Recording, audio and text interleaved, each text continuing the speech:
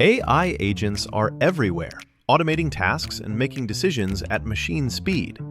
But agents make mistakes. Just one rogue agent can do big damage before you even notice. Rubrik Agent Cloud is the only platform that helps you monitor agents, set guardrails, and rewind mistakes, so you can unleash agents, not risk. Accelerate your AI transformation at Rubrik.com. That's RUBRIK.com. Happy holidays! Want to give your host a gift? Consider subscribing, rating, and reviewing the show this holiday season. It really helps the show grow. From all of us at Believe, have a Merry Christmas, everyone, and a Happy Holiday.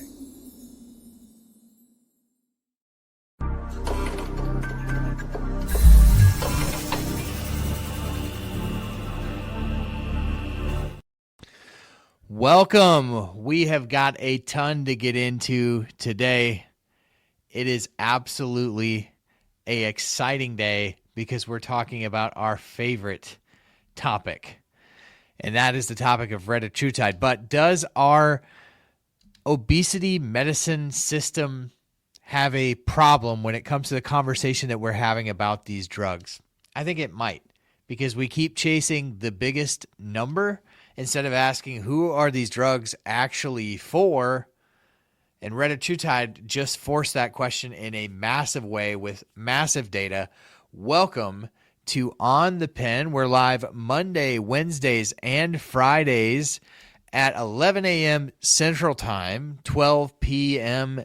Eastern Time. And we've been going live here now for a couple of weeks. So if you're new, welcome. My name is Dave Knapp. I'm the man on the Manjaro. That's why I'm here. You are on the pen. Wegovy, Saxenda, Victoza, Trulicity, Manjaro, Zepbound, Compound. That pen is what we talk about each and every day here at On the Pen. So welcome back.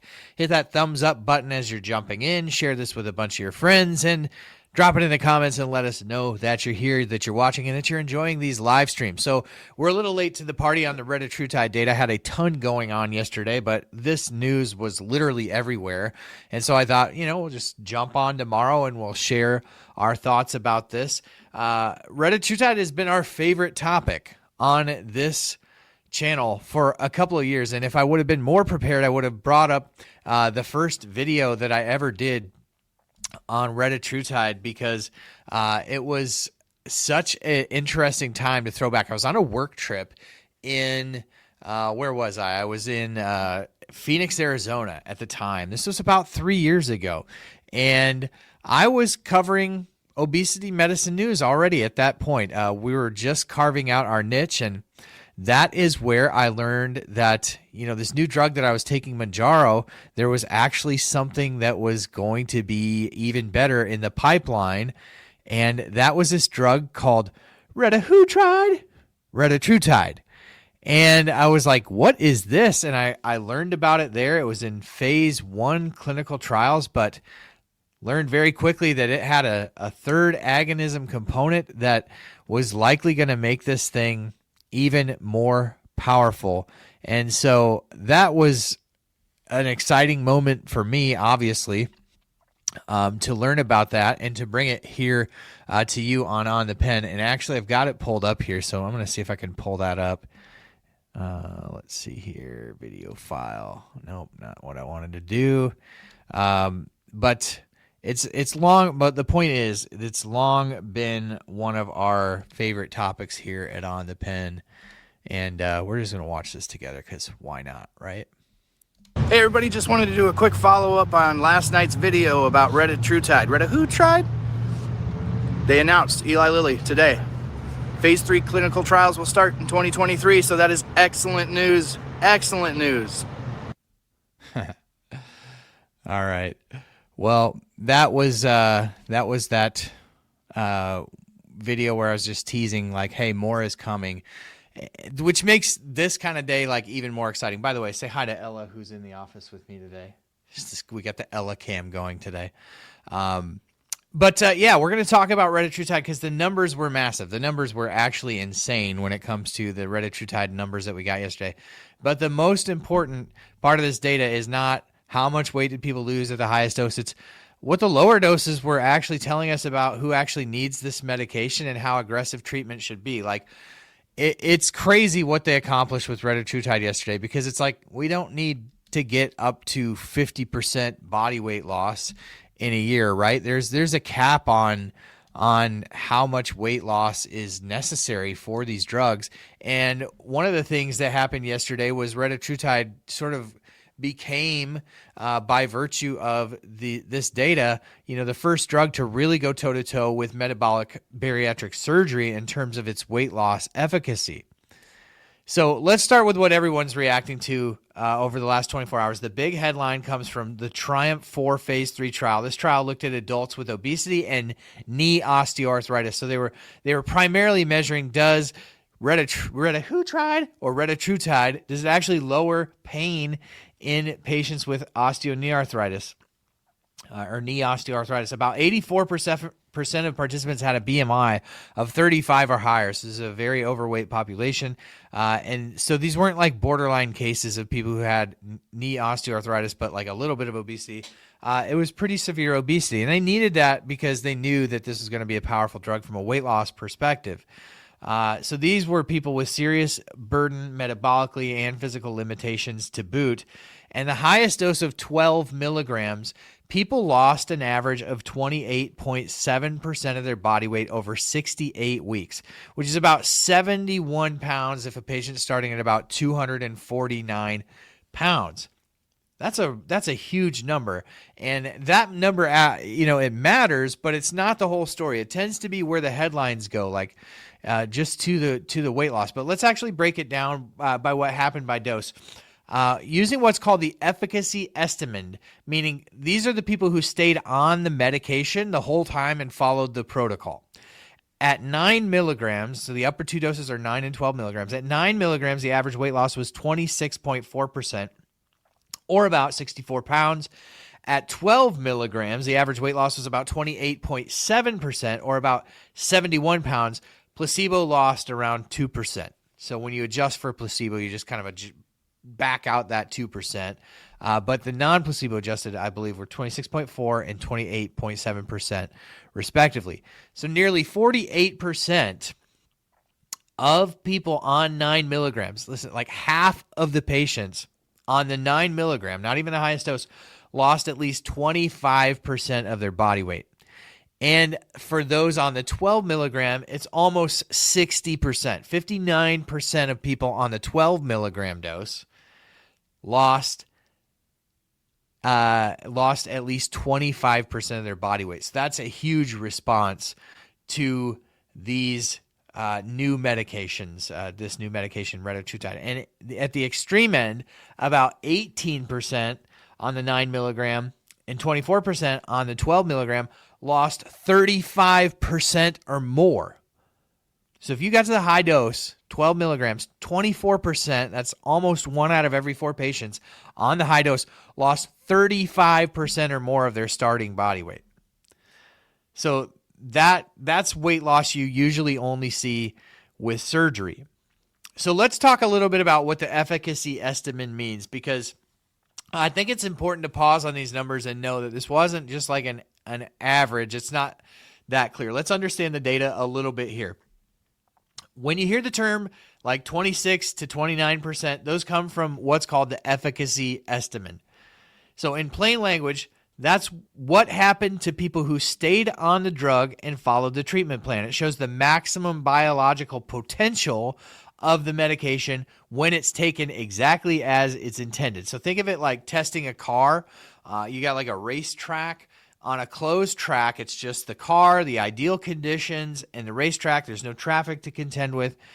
Under the most ideal conditions, that's how much weight loss people we're seeing with these drugs in the trial. So it's not intended to mislead, but it's not like really reflective of real life either, right? So I think it's important to wrap those numbers in reality, right?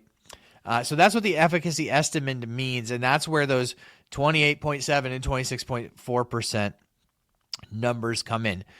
If you're actually looking to get closer to real life data, like what was the real life weight loss on this medication, then thank you for watching over on TikTok. We got some viewers over on TikTok. Let me know in the comments where you're watching from today. I'd love to hear from you. But let's get closer to the real world numbers. I think these are what actually matters. Like Wall Street wants the efficacy estimate numbers. They want the highest number. Let's jam people with as high of a amount of weight loss as we can possibly do while keeping them on the medication. Whereas patients, I think we should be more concerned with these real world numbers. So to get closer to real life, you're actually going to look at something that's called the treatment regimen estimate. And so that includes everyone who was assigned to the drug, including the people who stopped early. So once somebody stops the medication, this analysis assumes they no longer get the benefit. So using that approach, at 9 milligrams, weight loss was about 20%. Okay, so that's right where high dose Wegovy is. That's right around where tirzepatide is at the high dose of 15 milligrams. At 12 milligrams, which is the highest dose of retatrutide in the trial, the weight loss was at 23.7. So it got to the best in class using the treatment regimen estimate, which again, more accurately probably reflects the real world compared to just the normal efficacy estimate. So it's still incredible. But the gap between those two numbers, I think, is important for patients to really wrap your head around and understand when you're talking about the potential efficacy of this medication. Because one of the interesting things about retatrutide is it's very similar to tirzepatide in terms of it being primarily a GIP medication. What they did is they came along with retatrutide and added this GIP component, or this glucagon component, which helps to rev up the metabolism a bit. And so, that glucagon component is likely what gives sort of the added benefit, but tirzepatide is likely going to be shown to be a little bit better for diabetes because that glucagon component can actually raise your blood sugar. So let's talk about the amount of patients in this trial that quit altogether, because that was rather high. At the highest dose, 12 milligrams, about 18% of patients stopped due to side effects. And side effects are going to be like very similar to what we see across the class of medication: nausea, diarrhea, constipation, vomiting, decreased appetite. But one less familiar term that you may hear is dysesthesia. Dysesthesia. I'm not sure I'm saying that right, but this usually means unusual skin sensations like tingling. Now, I know that a lot of people in this community have used this from the gray market, and I'm curious if you experienced this. But dysesthesia is this unusual skin sensation, skin tingling, skin pain. I've actually heard people talk about this from tirzepatide. So I don't know if it's coming from the glucagon component or the GIP, because I have heard this with tirzepatide, but I'm curious if you have experienced that. People with higher starting BMIs tolerated retatrutide better, and people with lower starting BMIs were more likely to stop, sometimes because the weight loss felt excessive. So some of the discontinuation of this trial was simply that people lost too much weight, or they felt like they were losing too much weight too fast. And so that 18% can be a little bit skewed in there, just because we are literally talking about a best-in-class medication. We've never seen anything like it. But many people in the comments over on TikTok are sharing that they have definitely experienced this. Debbie says allodynia is the more specific term. That is definitely a term that I think most of us have heard if we've been perusing GLP content before, but allodynia. Dysesthesia is the actual term that was noted in the clinical trial, but allodynia is definitely something that you can look up on videos and find more information about people experiencing that. So thank you for that contribution, Debbie. So let's talk about the lower doses. So that's the part that I feel like doesn't get a lot of attention here, because it's like, when you look at people using this from the gray market, a lot of people are using lower doses of this medication.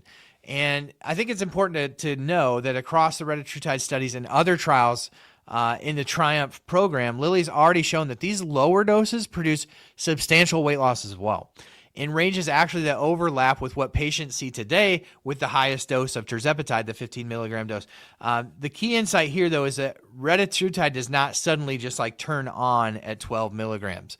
Some of the older medications just simply don't work at all at lower doses for some people, and you have to get up to those higher doses. Retatrutide's been shown that even at those lower doses, you're getting efficacy on par with the current class of medications that are out there in the incretin nutrient stimulated class of medications. So it doesn't just turn on at a high dose, it actually scales up from the low doses, and lower doses appear to be capable of delivering weight loss similar to these current best-in-class medications, which I think reframes the conversation about retatrutide entirely. So I think that's really exciting because this medication has been couched as a medication for people with advanced metabolic disease. In other words, if you don't have advanced metabolic disease, then you're going to use semaglutide or you're going to use tirzepatide. Retatrutide appears to be one of those drugs where doctors will have to pay attention to the dose because even at the lower doses, it's quite an effective medication. Not everybody obviously needs to lose 30% of their body weight, which we talk about this so much On the Pen. It's like, what an amazing thing that we are getting to the point in this conversation where we're not even talking about, will there be a medicine for me in my lifetime? Or will we be able to get people's weight down and manageable? We're actually talking about a future where just a couple years from now, we're going to have so many medications and so many options that we're going to move to conversations about the quality of the weight loss. We're going to talk about body composition. We're going to talk about health beyond just the scale. I feel like we're still kind of locked into the diet culture mentality of just get the scale down. I just want the scale down. And we know that we've all been there every single day. I'm even there now. That's why I use the Shape-A scale, which is the numberless scale, because I'm still so fixated on that number. I honestly, if I'm being completely honest with you guys, I know on an intellectual level this isn't right, but if I'm just being completely honest with you guys, I just want the scale to go down. I honestly don't care about my body composition. I just don't want to be fat. And I just want to be thin. I want to have a lighter body to move around. I want it to be easier to do the things that I want to do. But what an amazing thing to think about, like the future that is literally right around the corner where these medications will be able to focus on health. And I think that's the amazing thing, is that we're getting to a point, and some of you are already there with the current medications. If that's you, let me know. I know a lot of you creators out there who have used the current class of medications. You've got to your goal weight. Now you're focusing on what other peptides are there that I can optimize my health, optimize my energy, increase my longevity. All of these things that are such a luxury, if you lived in an obese body, is such a luxury to even contemplate. Because I think that there's probably a good bit of you with obesity that are in my camp that are going, I just want that effing scale to go down. You know what I'm saying? I can't be alone in that. Again, none of this is medical advice. None of this is mental advice. I'm just a guy on the internet talking.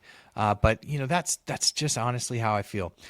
So not everyone needs to lose 30% of their body weight. If someone needs to lose 15 to 20%, pushing to the highest dose of this medication might not make sense. That's where we're at in the conversation about the power of the future of these obesity treatments, which I find extremely encouraging. I just want to take a pause to ask you all to hit the thumbs up button, right? If you're watching on TikTok, please hit the love button and share this with a bunch of your friends. If you're watching on YouTube, make sure you hit the subscribe, but make sure you also hit the bell for notifications, because we go live every Monday, Wednesday, Friday at 12 o'clock Eastern time. Somebody wants to know if I would recommend RETA and TIRZ at the same time. That seems like a ridiculous combination to me to talk to your doctor about, because the first part of that answer, I just want to say talk to your doctor. But you're literally like, Retatrutide is GLP-1, GIP, and glucagon. Primarily GIP. Tirzepatide is GLP-1 and GIP, primarily GIP. So I would just talk to your doctor about going up in your dose of whatever you're on. I don't see the benefit of combining those medications. I'm not a doctor, so talk to your own doctor. But they are talking about potentially combining tirzepatide or retatrutide in the future with eloralintide, which is an amylin agonist. So if you've missed our content on eloralintide, it is a peptide that will change the game from the amylin perspective. It's a whole nother pathway to controlling and managing weight in terms of it not being an incretin hormone like GLP-1 or GIP, but it is a nutrient-stimulated hormone that is secreted in your pancreas along with insulin that works on a lot of the similar pathways in terms of quieting the brain, reducing hunger, making you feel satiated.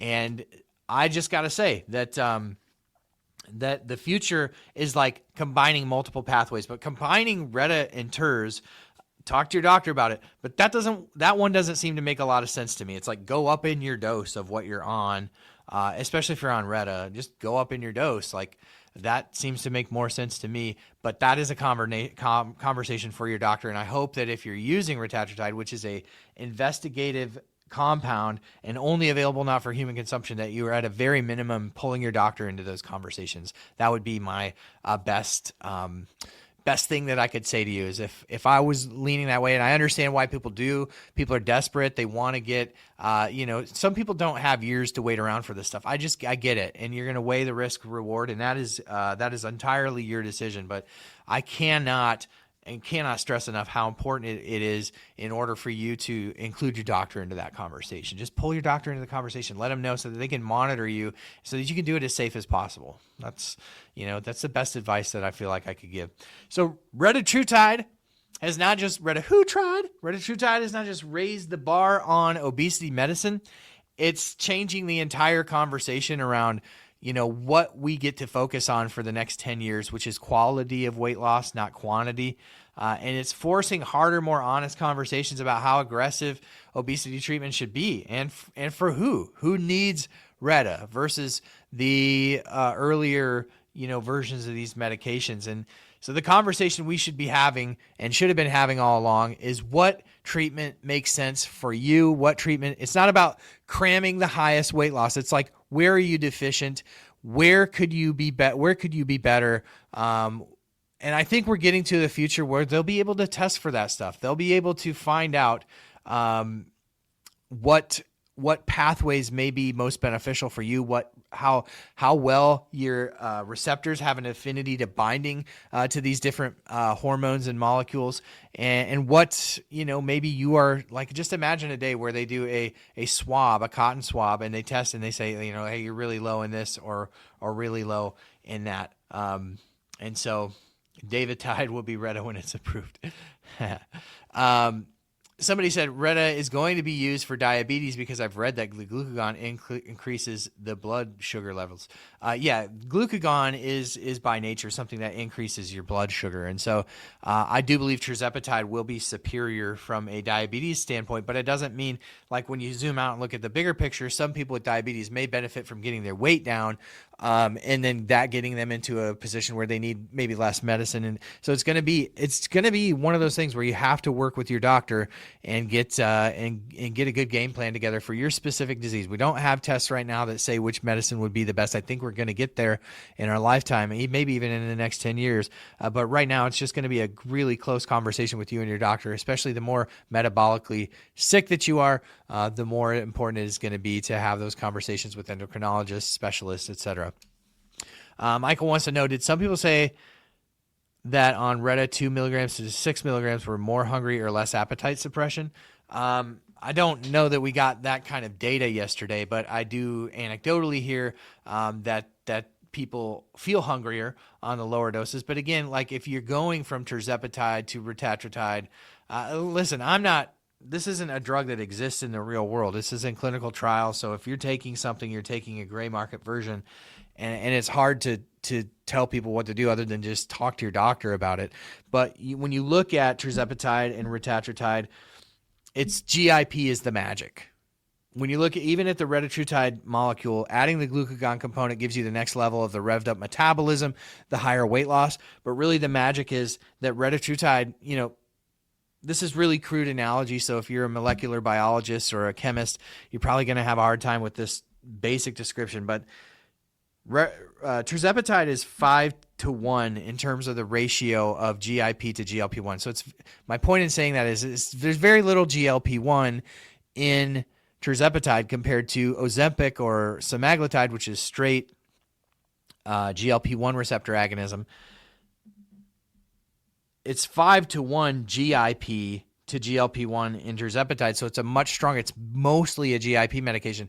Retatrutide is the same thing. Except it's the next level. I think it's like 15-to-1 on the GLP-1 to GIP side on Retatrutide. So it's like a doubling down of this belief, I think, by Eli Lilly that GIP is, the sort of the pathway when it comes to the best metabolic response that people get. And then they're just adding to that the glucagon component with Retatrutide, but ultimately you'll see a future where we're combining Zepbound or Mounjaro with eloralintide, the amylin agonist, and other pathways to increase the efficacy of the drug.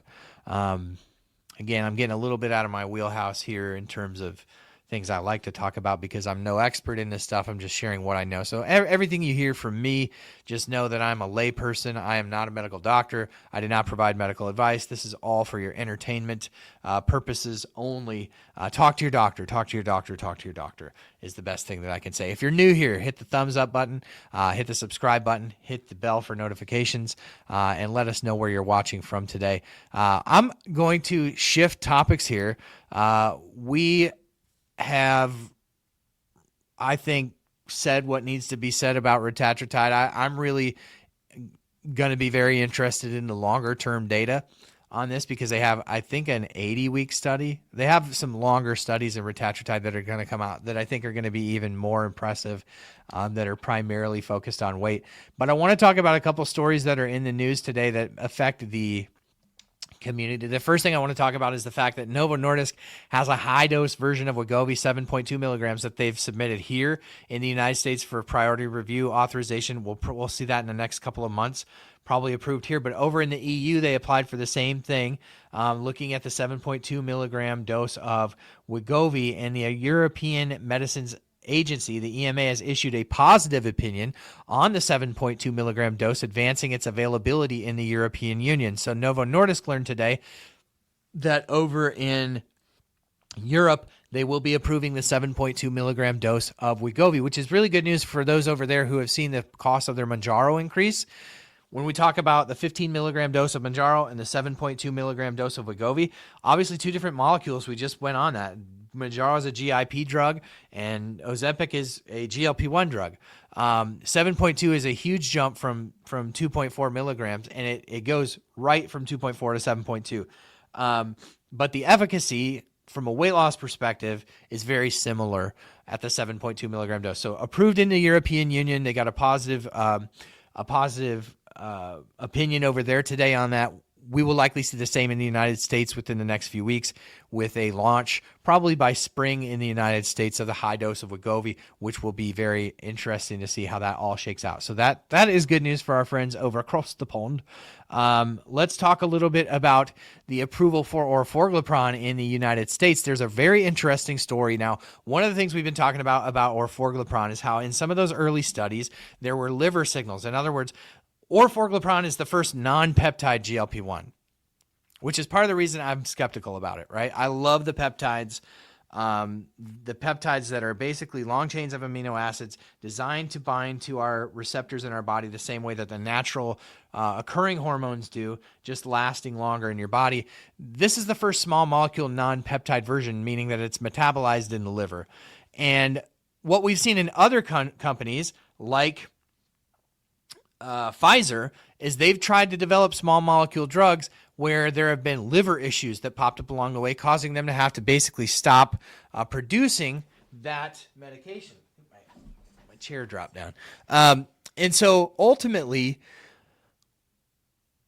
I've been curious about this for Orforglipron. Like, is it safe? Because my main concern is Orforglipron is objectively not nearly as powerful as the injectable medications on the market, and it won't even be as powerful as the Wegovy pill at the high dose. And so my concern is people taking more of it than maybe is prescribed to try to get better efficacy out of it. And those higher doses is where you tend to see the issues with the high liver enzymes and potential liver damage. So that's our context for this article today, which I think should be concerning to some people. The FDA chief's office said it wants to cut filing review from 60 days to 1 week on the fast track review, which we know that Lilly got for Orforglipron. But today, leaders of the U.S. Food and Drug Administration, this is out of Reuters, have pressed internally for reviewers to speed up their evaluation of Eli Lilly's experimental weight loss pill after the company pushed for a faster timeline. Documents seen by Reuters show the FDA Commissioner's Office has said it wants to cut the time reviewers spend checking whether the drug applications have enough material for 60 days or 1 to 1 week for Lilly's pill and other medications under a new speedy review pathway, according to internal documents. After internal pushback, this is the story here, the Commissioner's Office said it may cut those filing reviews to 2 or 3 weeks based upon the application's complexity. If adopted, a new timeline could deliver Lilly a verdict on its pill as early as March 28th, ahead of the May 20th deadline reviewers had set, documents show. Novo and Lilly currently dominate the lucrative obesity, yada, yada, yada, yada. Bottom line is they're getting the fast track review. They're pushing it to be even faster. And I just have concerns about Orforglipron.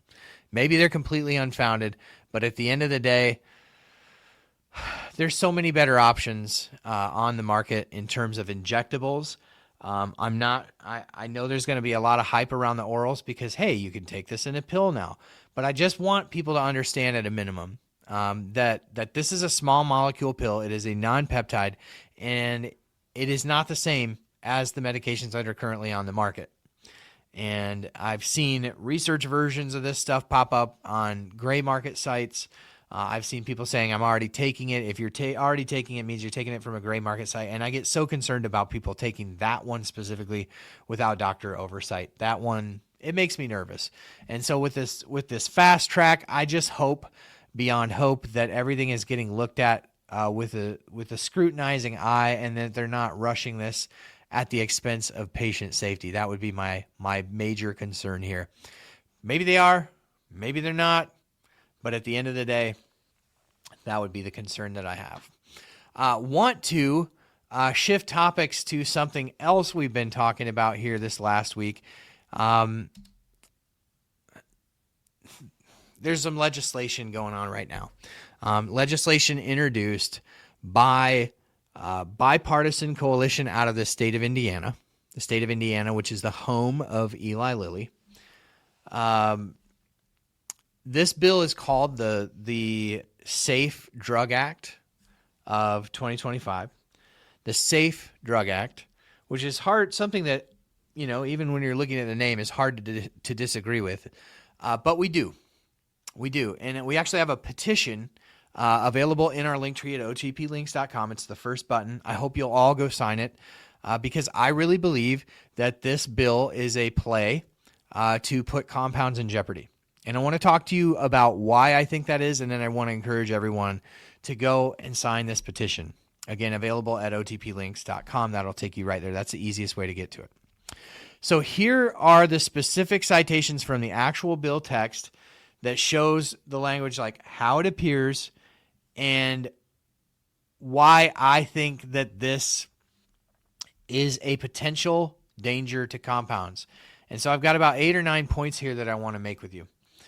So the first thing is that this bill introduces a production cap that does not exist today with 503A pharmacies. The bill amends the Food, Drug, and Cosmetic Act, which is the way that compounders work right now. They work under the guidelines of the Food, Drug, and Cosmetic Act, and all of the enforcement that the FDA takes is guided by what is in the Food, Drug, and Cosmetic Act. This bill attempts to codify a few things that are maybe open for interpretation in the Food, Drug, and Cosmetic Act.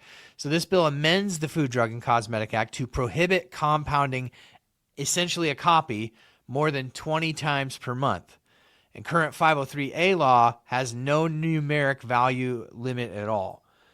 So it's attempting to codify the way that an essential copy is defined, which leaves it broadly open to interpretation in a court of law. And I really think that that's where this whole thing is geared towards. It wants to ambiguize some of the law in such a way that it gets fought out in the court, and it's another way that Lilly could win in the courts. Everything I feel like is being done to thwart compounds as a Hail Mary. One of the examples I would say is the demonstrably difficult to compound list. Both Lilly and Novo are trying to get the FDA to classify tirzepatide and semaglutide as demonstrably difficult to compound, which would end compounding in all ways, shapes, and forms. It's likely a Hail Mary. It likely won't happen, but it is a battlefield on which they can wage the war. That's what this bill is as well. It doesn't overtly say we want to end compounding, but I think it writes things in such an ambiguous way that they will have to be determined in the court, and it gives them a battlefield on which they can wage a war. And anytime a war is waged, you run the risk of losing that war, or in their case, they run the opportunity of winning that war, setting a precedent, and going on down the line after compound. So I'm not bringing this up to be an alarmist. I'm bringing this up to be a realist in that I believe that this legislation that came out of Indiana has the ultimate goal of thwarting your access to compounds. And I worry for patients, not that I'm an industry mouthpiece for the compound industry, just like I'm not an industry mouthpiece for the pharmaceutical industry. I am here for the patients. I'm here to represent patients living with obesity. My concern is you shut down access to compounds, you're shutting down and turning off treatment for millions of patients that need it and have no other way to get it. And it forces them to less savory options. So it introduces a production cap that's 20, no more than 20 times per month. It evaluates compounding at the product level, not the patient level. So even if the prescription is identified for a patient, the bill allows the FDA to then look at how many times a similar compounded product is made in a month.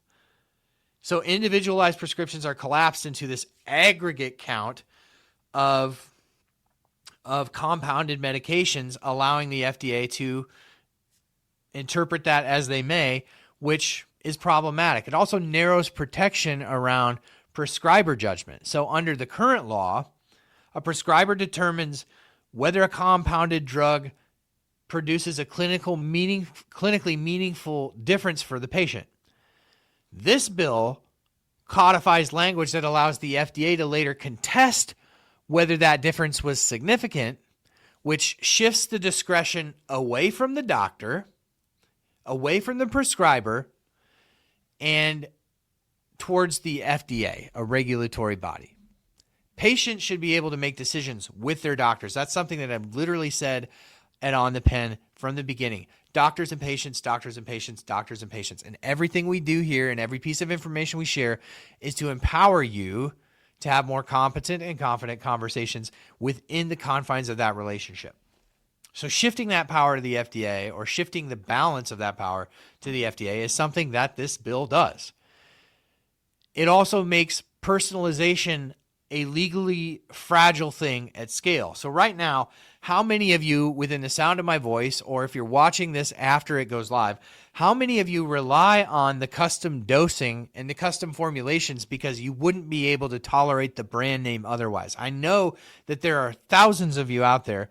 Let's hear from you, because what this bill does is it takes personalization and makes it this fragile legal framework, which again allows a war to take place on that specific battlefield. So a pharmacy can fully comply with patient-specific prescribing and still violate the law by serving too many patients with a similar clinical need. So personalization is preserved in theory in this bill, but it's neutralized in practice because, again, if they can go after the number of patients that are receiving a similar therapy, then it can be shut down. Number 5 is that it targets similarity, not safety. So the enforcement hook is whether a compounded drug is essentially a copy of a commercially available product. The bill does not introduce new quality, sterility, or sourcing requirements tied to patient harm. So the name of this bill, baked into the name of this bill, is the Safe Drug Act of 2025. There are several easy steps that they could take to make sure that compounding is safer in this country. And it's doing very little to actually address that. They could require that 503A pharmacies report adverse events, just like 503B pharmacies are required to do, right? They could do that. They're not.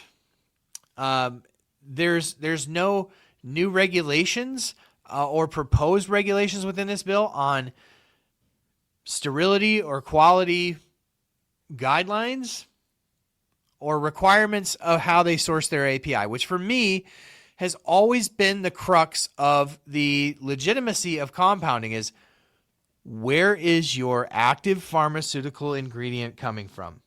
That's why we like the green list from the FDA, because it makes it easy. Hey, like the FDA says, we've inspected this place. We're agreeing as the FDA that this facility can import active pharmaceutical ingredient because we are inspecting them. We know that it's legitimate product, right? This bill does nothing to address that.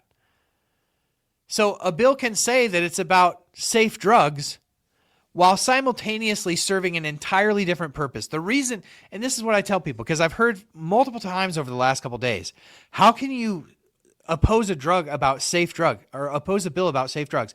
Very easy. In Washington, D.C., they don't name bills based upon what the bill does for taxpayers or their constituents. They name them so that you look like an idiot if you oppose it. Who wants to oppose a bill called the Safe Drug Act, especially a bill that was introduced in a bipartisan nature, as this bill was? It's another thing I find questionable about this bill. We've got 2 congresspeople from the state of Indiana, not a congressperson from Indiana or Indiana plus California or Indiana plus New York or Florida. It's just Indiana. And it stinks. It stinks. I don't think I'm the only one that thinks that it stinks. Let me know in the comments. It does nothing to improve adverse event reporting, which we just touched on. 503B facilities have to report adverse events to the FDA. Traditional 503As are not subject to the same federal adverse event reporting framework. This bill doesn't change that gap at all. That would be a very easy way to increase the safety of 503A pharmacies. Require adverse event reporting. I think a lot of them would be on board with it. In fact, if they weren't on board with that, I'd be concerned about where my drugs were coming from. So this bill doesn't do anything to change that gap at all. And then it matters because safety claims are the justification here. If the stated goal was safety claims, the bill would strengthen reporting. It would strengthen oversight. It would strengthen data collection, and instead it restricts access without adding any real new safety mechanism other than the increased inspection of 503B facilities, which they would foot the bill for, which I fully support. There's no altruism here. I've said that all along. There's no altruism in compounding. They're making money hand over fist, just like Big Pharma is. At the end of the day, we don't care about that. We don't care about industry. What we care about is what's best for patients. And millions of patients losing access to their treatment that is finally treating their disease would be a bad thing, objectively. Existing bad actors are already illegal. Pharmacy compounding without patient-specific prescriptions or producing mass copies already violate the current law. So this bill primarily impacts compliant pharmacies operating at scale. So I find that interesting too. Right now, everybody's operating within the law. This doesn't do anything to target the people who are the bad actors, the people who are popping up.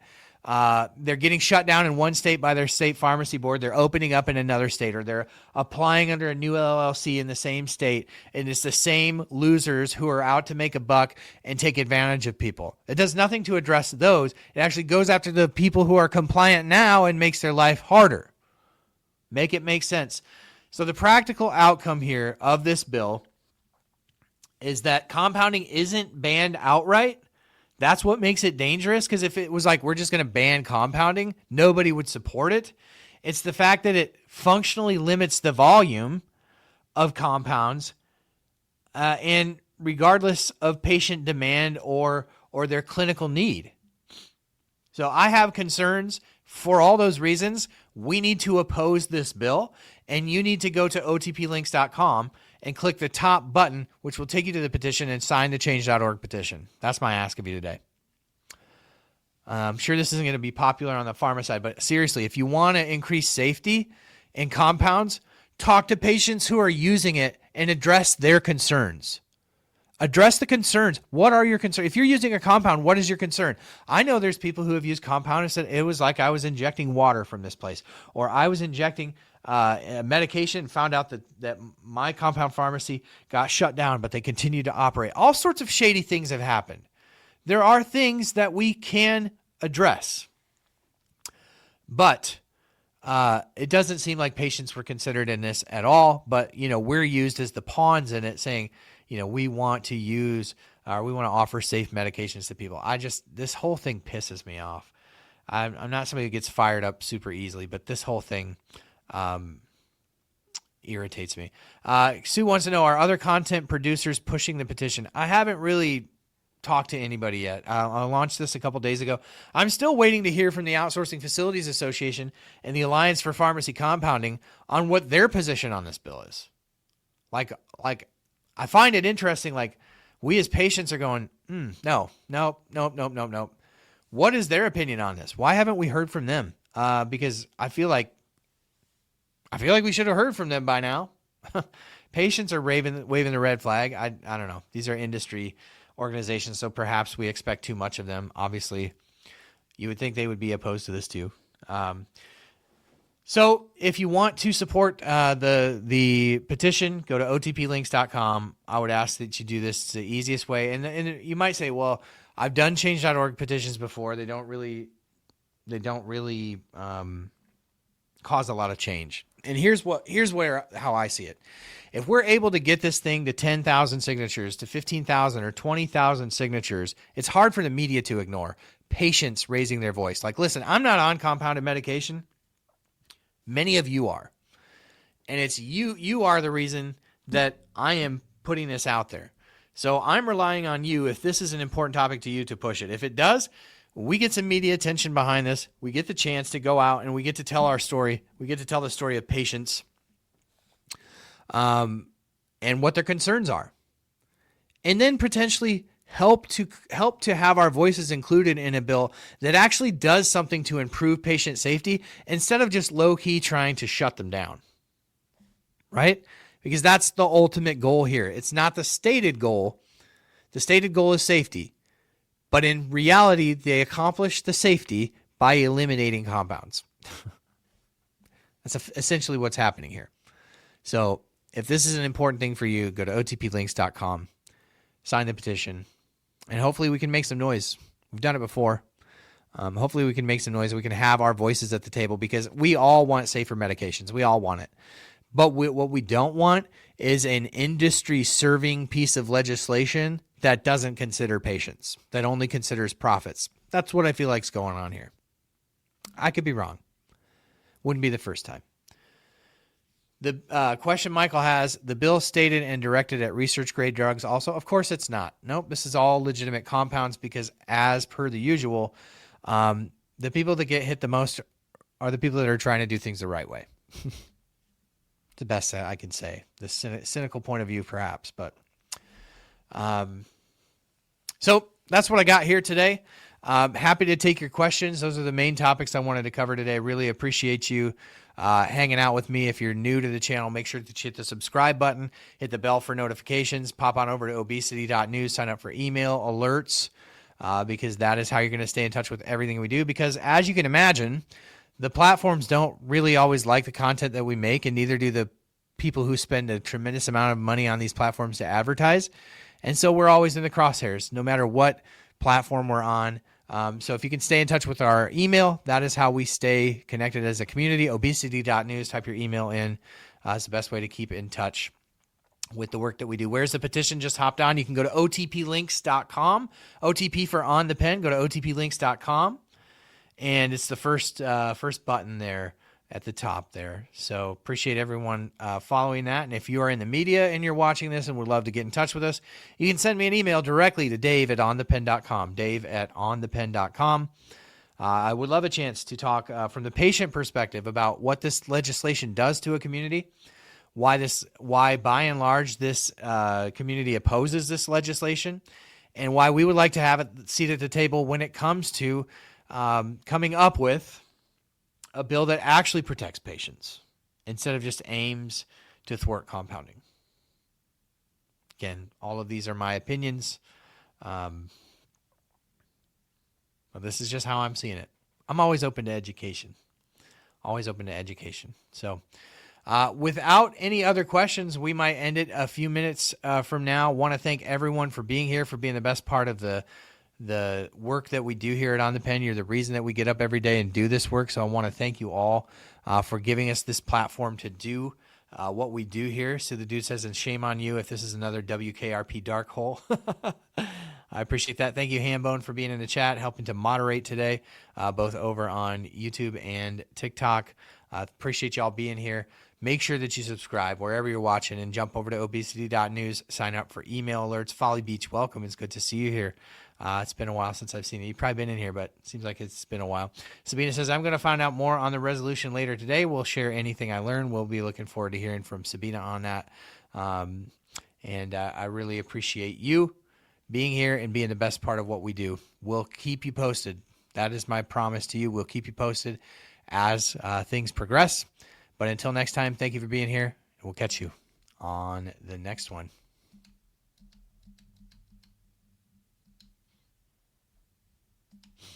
Maybe. We might. Oh, where's my button?